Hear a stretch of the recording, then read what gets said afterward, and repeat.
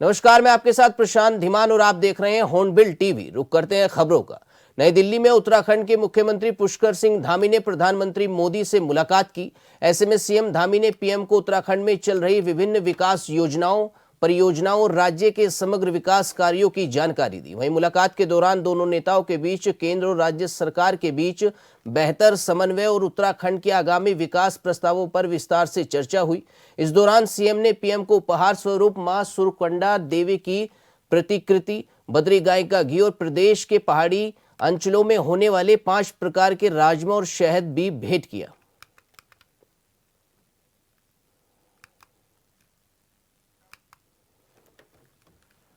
वहीं कैबिनेट मंत्री भरत सिंह चौधरी ने विधानसभा में अपने कार्यालय में पहुंचकर पदभार ग्रहण किया।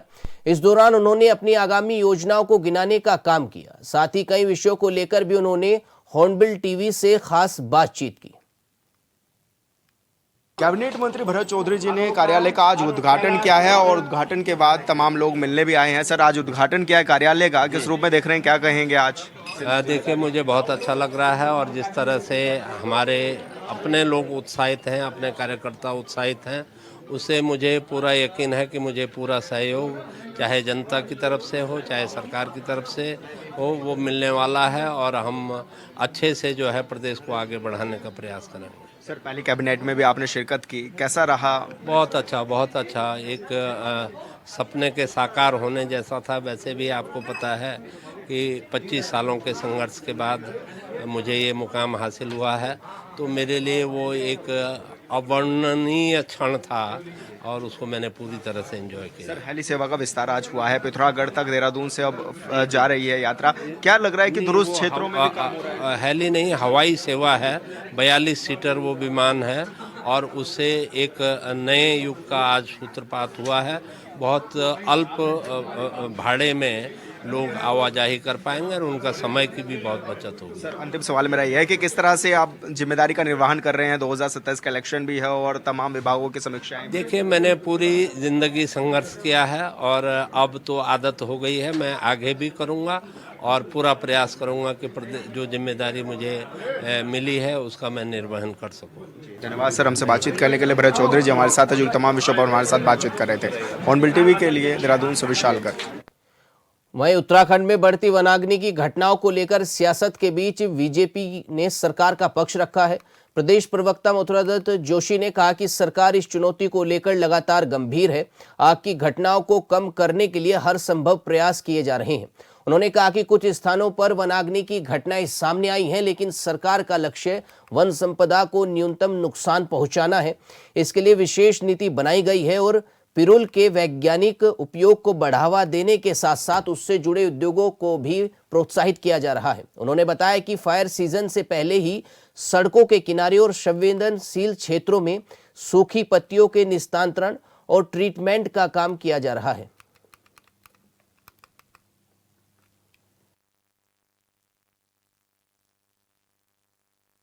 अब वनाग्नि रोकने की दिशा में सरकार ने अपने हिसाब से प्रयास भी किए हैं, अभी भी प्रयास हो रहे हैं।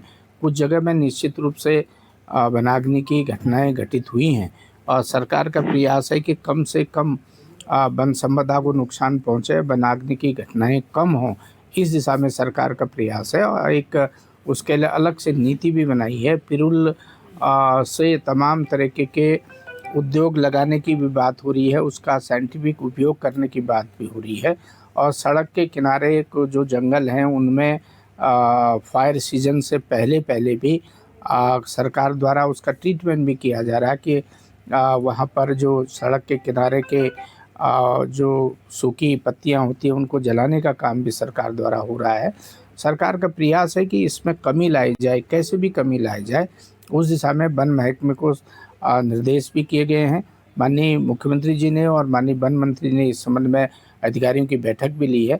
आप देखिएगा कि इस साल निश्चित रूप से विगत वर्ष के अपेक्षा वनाग्नि की घटनाओं में कमी आपको देखने को मिलेगी। वहीं उत्तराखंड में बढ़ते मानव वन्यजीव संघर्ष को लेकर सरकार सतर्क नजर आ रही है। बीजेपी प्रदेश प्रवक्ता मथुरा दत्त जोशी ने कहा कि पिछले कुछ सालों में इस तरह की घटनाएं बढ़ी हैं, लेकिन सरकार इसे कम करने के लिए लगातार कोशिश कर रही है। उन्होंने कहा कि जंगली जानवरों को वन क्षेत्रों में ही पर्याप्त भोजन उपलब्ध कराने के लिए विशेष योजनाएं चलाई जा रही हैं।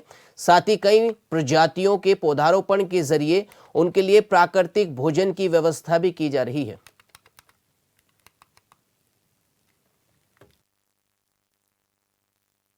देखिए, मानव वन्यजीव संघर्ष निश्चित रूप से विगत कुछ वर्षों में बहुत ज़्यादा बढ़ा है। सरकार का प्रयास है कि उसको कम किया जाए। उस दिशा में तमाम तरीके के कार्यक्रम भी सरकार द्वारा चलाए जा रहे हैं। वन्य क्षेत्रों में जंगली जानवरों के लिए खाद्यान्न जो उपलब्ध कराने की व्यवस्था भी सरकार द्वारा विभिन्न प्रजाति के वृक्षों को लगाकर जो भोजन जंगली जानवरों को मिलता है उनके लिए भी उपलब्ध कराने का प्रयास हो रहा है। सोलर फेंसिंग लगाने की बात हो रही है, लाइटिंग करने की बात सरकार द्वारा हो रही है कि किसी तरीके से मानव वन्यजीव संघर्ष कम हो और जो हमले हो रहे हैं उस पर रोकथाम लगाई जाए। इस संबंध में सरकार ने अपने अलग से एक नीति भी बनाई है। मैं समझता हूँ आने वाले समय में निश्चित रूप से इसमें और कमी आएगी। वहीं नगर पालिका सभागार में मसूरी प्रेस क्लब की ओर से विभिन्न क्षेत्रों में उत्कृष्ट कार्य करने वाले विभूतियों को सम्मानित किया गया। वहीं क्लब को पत्रिका का विमोचन मसूरी विधायक और कैबिनेट मंत्री गणेश जोशी की ओर से किया गया। इस मौके पर पूर्व डीजीपी अनिल रतूड़ी, डॉक्टर खजान चौहान गोरी, कुमारी संदीप साहनी और प्रमिला नेगी को सम्मानित किया गया। कार्यक्रम का शुभारंभ दीप प्रज्वलित कर किया गया। इस मौके पर उत्तरांचल प्रेस क्लब के अध्यक्ष अजय राणा ने पत्रकारिता के क्षेत्र में कार्य करने के अपने अनुभव को भी साझा किया।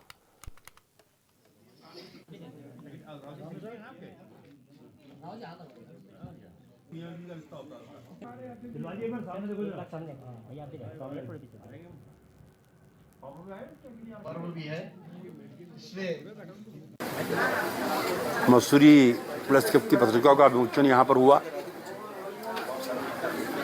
तो मैंने देखा कि जो उसमें लेख हैं वास्तव में सराहनीय है। और मैं पिछले 15 सालों से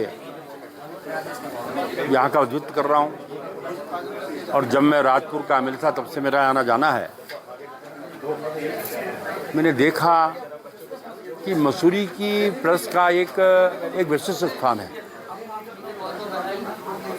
जहाँ सरकार की जन कल्याणकारी योजनाओं को जन जन तक पहुँचाने का वो काम करती है, वहीं सरकार की कमियों को उजागर करने का भी काम यहाँ का मीडिया पूरी ईमानदारी से करता है।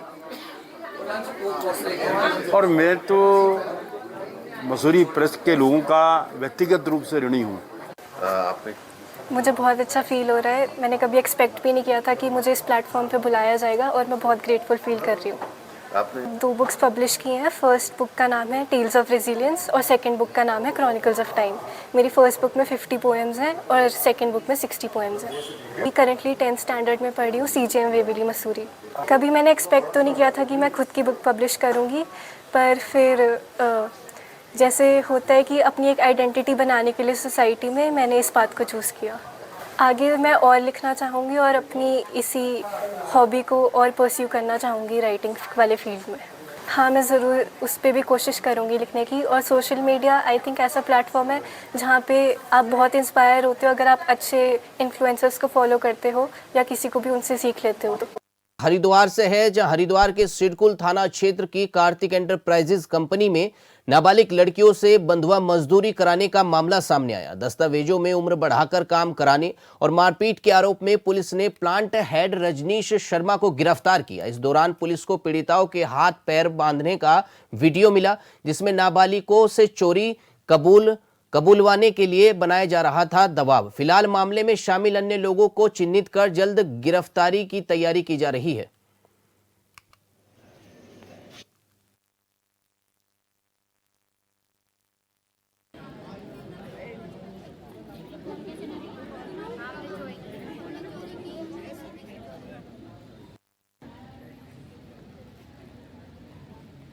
फटाफट बोल।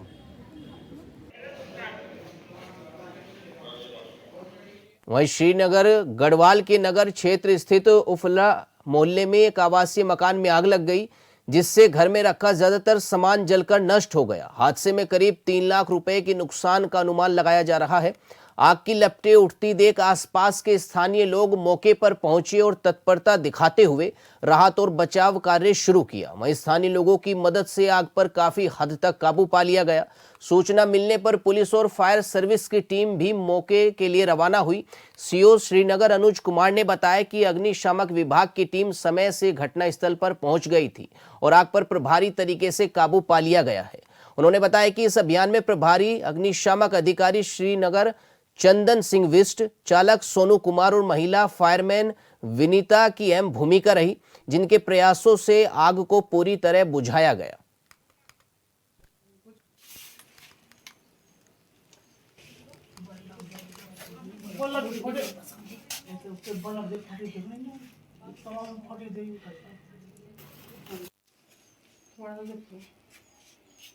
श्रीमती मोहनी देवी है, ये हमारा उफल गांव है और 39 वार्ड में रहते हैं हम। हाथ जोड़ के बोलना चाहेंगे कि भैया मैं एक गरीब महिला हूँ, है कि मैं क्या बोलूँ, बस हमारा तो सारा सामान फूक गया। शॉर्ट सर्किट हम क्यों घर में है नहीं, तो इस कारण से मुझे ऐसा लगता है कि शॉर्ट सर्किट ही हुआ होगा। सारा सामान जल गया, क्या करूँ अब मैं चाहती हूँ थोड़ा, पूरे कागज जल गए जो मैंने इतनी मेहनत से पढ़ाई लिखाई अपनी लड़कियों को, तीनों बच्चों को, तो उनके सारे कागज जल गए हैं। मेरा सारा सामान जल गया, टीवी जला, फ्रिज जला और बेड बूड भाई की उसे मांगे तब पहने, इतने तक हालत हो गई। मेरा नाम मधु है और ये घटना उफलडा में ही घटी है, मतलब पुराने पुल के ऊपर। सर हम कल 3 या 3:30 बजे के करीब में ये आग लगी थी और शॉर्ट सर्किट होने की वजह से ये आग लगी है कपड़ों में, और उसकी वजह से हमारे सारा जो ये बक्से में जेवर वगैरह पैसे भी रखे थे, 30,000 रुपये के करीब हमने पैसे रखे थे, ये सारे ऐसे मतलब हमारे एक भी कपड़ा तक नहीं बचा। मेरी जो इतनी सालों से मैंने ये पढ़ाई कर रखी है, ये तक मेरे सारे कागज जल चुके हैं।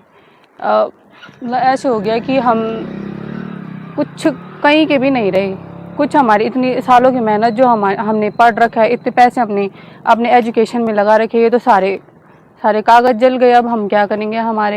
हमारी माननीय मुख्यमंत्री से, शिक्षा मंत्री से यही अनुरोध है कि हमें तो ये कागज अगर फिर दोबारा बन सके तो बस हम यही वो चाहते हैं। वहीं उत्तराखंड में अगर दंगा विरोध प्रदर्शन के दौरान सरकारी या निजी संपत्ति को नुकसान पहुंचाया गया तो भारी जुर्माना भरना पड़ेगा, क्योंकि सरकार ने लोक और निजी संपत्ति क्षति वसूली नियमावली को मंजूरी दी है, जिस पर विपक्ष ने सवाल उठा दिया है। इससे पहले यह कानून उत्तर प्रदेश और हरियाणा में लागू है, लिहाजा ऐसा करने वाला तीसरा प्रदेश उत्तराखंड बन गया है।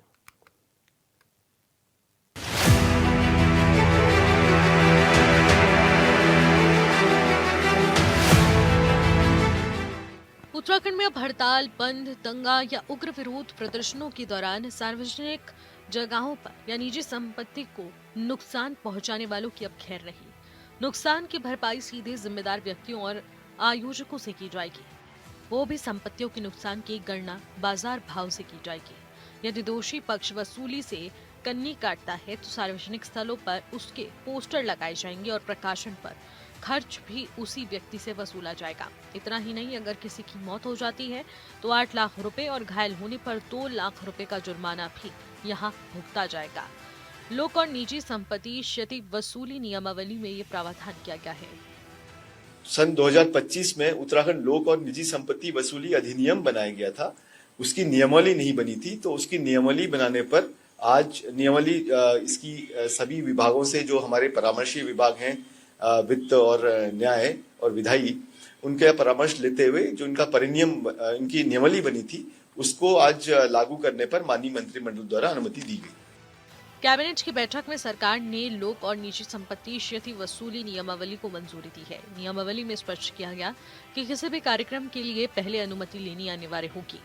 आवेदन के साथ वचन पत्र देना होगा और आयोजक संभावित क्षति की पूरी जिम्मेदारी लेंगे। प्रदर्शन के दौरान हथियार, ज्वलनशील पदार्थ और खतरनाक रसायनों के उपयोग पर पूर्ण प्रतिबंध रहेगा। घटनाओं की पारदर्शी जांच को हर थाने में वीडियोग्राफी की व्यवस्था से सुनिश्चित करा जाएगा। इससे दोषियों की पहचान और जिम्मेदारी तय करने में आसानी होगी। देखिए, उत्तराखंड एक देवभूमि है और देवभूमि होने के नाते हम सब उत्तराखंड संपूर्ण राज्य को एक प्रेरणा प्रदान करता है। तो हम समझते हैं कि जैसे यहाँ की संस्कृति है, जैसे यहाँ के देवभूमि की मान्यता है, यहाँ पर सभी शांतिपूर्वक अपना जीवन निर्वहन करें, ये हमारी अपेक्षा है। लेकिन इसके बावजूद अगर कोई यहाँ के लॉ एंड ऑर्डर को हो, यहाँ की शांति को भंग करने का कोई प्रयास करता हो, तो निश्चित रूप से हमारी सरकार उसके प्रति संवेदनशील है, कृत संकल्पित है। कठोर से कठोर धाराओं में उनको निरुद्ध किया जाएगा, ऐसी हमारी सरकार का मानना है। हम समझते हैं कि ऐसी नौबत न आए। नुकसान के दावों के निस्तारण के लिए सेवानिवृत्त जिला न्यायाधीश के स्तर पर दावा अधिकरण का गठन किया जाएगा। इसमें अपर आयुक्त राजस्व सदस्य होंगे। दावा आयुक्त साक्ष्य विश्लेषण और दावों के पंजीकरण की प्रक्रिया संभालेंगे। भवनों की क्षति का आकलन सर्किल रेट और निर्माण की स्थिति के आधार पर होगा, जबकि चल संपत्ति का मूल्यांकन बाजार दरों से किया जाएगा। अस्पताल, सरकारी स्थानों व धरोहरों को नुकसान पहुंचाने पर अतिरिक्त क्षतिपूर्ति भी लगाई जा सकती है। अगर कोई किसी प्रकार का उपद्रव करता है तो निश्चित रूप से उसको किसने दिया उपद्रव करने का अधिकार? कोई राजकीय संपत्ति को नुकसान पहुंचाता है तो किसने उसको अधिकार दिया? तो उससे वसूली होनी चाहिए और हम चाहते हैं ऐसी नौबत ना आए, सभी शांतिपूर्ण रूप से अपना जीवन निर्वहन करें। बीजेपी सरकार के इस फैसले पर विपक्ष यानी कांग्रेस के प्रदेश प्रवक्ता ने सवाल उठाए हैं। शीशपाल सिंह बिष्ट का कहना है कि बीजेपी की सरकार को लोकतंत्र से कोई वास्ता नहीं है, जो मन में आता है वो बीजेपी करती है। प्रवक्ता का कहना है कि सरकार का ये फैसला लोकतंत्र की गला दबाने वाला फैसला है। प्रवक्ता ने सवाल उठाया कि सरकार को ऐसा क्यों लगता है कि धरना प्रदर्शन के दौरान इस तरह की घटनाएं घटेंगी। दरअसल सरकार की मंशा ये है कि लोग डरे और कोई सरकार के प्रति आवाज ही ना उठाए। भाजपा और भाजपा की सरकार का लोकतंत्र से दूर दूर का कोई वास्ता नहीं रहता है। भारतीय जनता पार्टी के जो मन में आता है वही उसकी सरकार करती है और भारतीय जनता पार्टी की सरकार अपने को संविधान से ऊपर समझती है, ऐसा ही लगता है। ऐसा एक फैसला भाजपा की उत्तराखंड कैबिनेट ने लिया है। कैबिनेट में निर्णय हुआ है कि धरना प्रदर्शन के दौरान, सचिवालय विधानसभा घेराव के दौरान अगर जो है किसी की मौत होती है, किसी को चोट लगती है या संपत्ति का नुकसान होता है तो पूरा जो है धन प्रदर्शनकारियों से वसूला जाएगा। आखिर ये लोकतंत्र का गला दबाने वाला फैसला है। आखिर सरकार को क्यों लगता है कि प्रदर्शन के दौरान इस प्रकार की घटनाएं, क्या प्रशासन स्वयं अराजकता करवा करके ऐसा माहौल बनाना चाहता है जिससे जो है आंदोलनकारी संगठनों में, लोकतंत्र के समर्थकों में एक भय का माहौल बने और वो जो है सरकार के खिलाफ धरना प्रदर्शन करने से डरे? आखिर जो है लॉ एंड ऑर्डर बनाना किसकी जिम्मेदारी है? कानून व्यवस्था अगर सरकार सही तरीके से बनाएगी और शांतिपूर्ण प्रदर्शनों पर अगर जो है पुलिसिया अत्याचार नहीं करेगी तो निश्चित तौर पर कोई घटना घटने की संभावना ही नहीं है। इसका मतलब है सरकार की मंशा है कि प्रदर्शनों पर किसी भी प्रकार से रोक लगाई जा सके और लोग सरकार के खिलाफ आवाज उठाने से डरे, इसलिए ऐसे फैसले किए जा रहे हैं। दंगाइयों पर नकेल कसने को ऐसे ही प्रावधान उत्तर प्रदेश की नियमावली में भी शामिल है। उत्तर प्रदेश के अलावा ये लोग एवं निजी संपत्ति की क्षति पर वसूली के लिए हरियाणा में भी कानून बने हुए हैं। उत्तराखंड ऐसा करने वाला तीसरा राज्य है।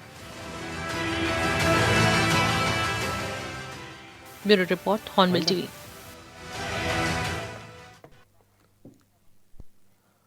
फिलहाल खबरों में इतना ही। आप देखते रहिए हॉर्नबिल टीवी। नमस्कार।